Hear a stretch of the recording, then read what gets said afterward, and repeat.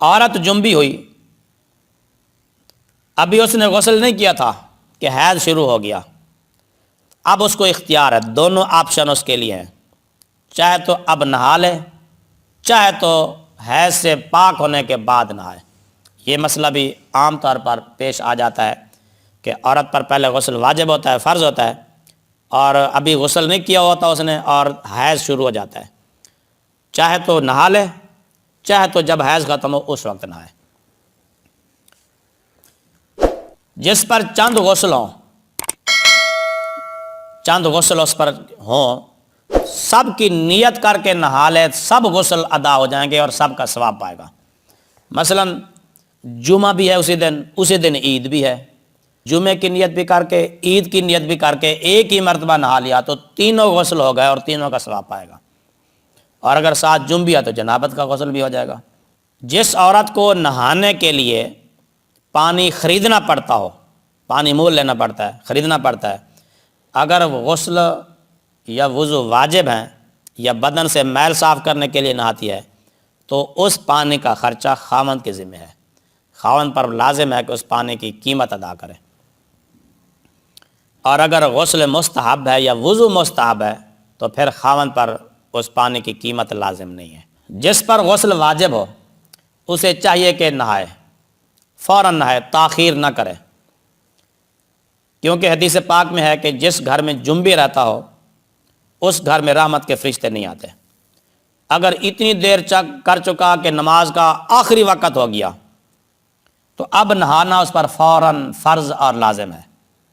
اور اگر اب تاخیر کرے گا کہ نماز بھی گئی، نماز کا وقت بھی گیا، نماز قضا ہو گئی تو اب گناہ گار بھی ہوگا۔ کھانا کھانے یا عورت سے جماع کرنا چاہتا ہے تو وضو کر لے، ہاتھ دھو لے، کلی کر لے، اس کے بعد یہ کام کر سکتا ہے۔ اگر ویسے کھا پی سکتا ہے، جماع بھی کر سکتا ہے، اگر ویسے یہ کام کر لیا تو گناہ پھر بھی نہیں ہے،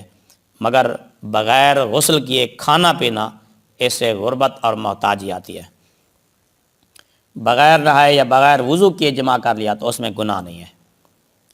مگر جس کو احتلام ہوا ہو، ہاں اگر رات کو احتلام ہو گیا تھا، اب اٹھا، غسل تو فرض ہے اس پر، اب چاہتا ہے کہ میں ہم بستری کروں اپنی بیوی سے، تو پہلے وہ غسل کرے، بغیر غسل کیے ہم بستری نہ کرے اگر احتلام ہوا تھا۔ اگر وہ پہلے ہم بستری کر چکا پھر سو گیا تھا، وہ چاہتا ہے کہ ایک مرتبہ پھر میں ہم بستری کروں،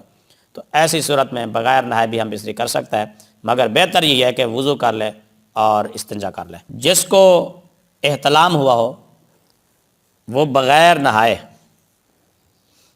نہ کھائے پیے، بلکہ پہلے یا کم از کم وضو کر لے، اگر اتنا بھی نہیں تو کم از کم کلی تو کر لے، ناک میں پانی چڑھا لے، غرارہ کر لے اچھی طرح، ہاتھ دھوئے پھر کھائے پیے۔ اگر رمضان شریف کی رات میں احتلام ہو گیا، غسل فرض ہو گیا، بہتر یہ ہے کہ طلوع فجر سے پہلے پہلے نہا لے تاکہ روزے کا ہر حصہ جنابت سے پاک ہو اور خالی ہو۔ اگر نہیں نہایا اور روزے میں کوئی نقصان نہ ہوگا، یعنی جنبی آدمی بھی روزہ رکھے، روزے میں کوئی نقصان نہیں ہے، غرغرہ کر لے، ناک میں پانی ڈالے اور ناک میں پانی جڑ تک چڑھا لے، یعنی یہ دو فرض تو پہلے ادا کر لے، کیونکہ روزے کی حالت میں پھر یہ ادا نہیں ہو سکیں گے۔ اگر نہانے میں اتنی تاخیر کی کہ دن نکل آیا، نماز قضا ہو گئی، تو یہ اور دنوں میں بھی گناہ ہے اتنی تاخیر کرنا نہانے میں، کہ نماز بھی جاتی رہے، سورج نکل آئے صبح کو، اور دنوں میں بھی گناہ ہے، لیکن رمضان شریف میں اور زیادہ گناہ ہے۔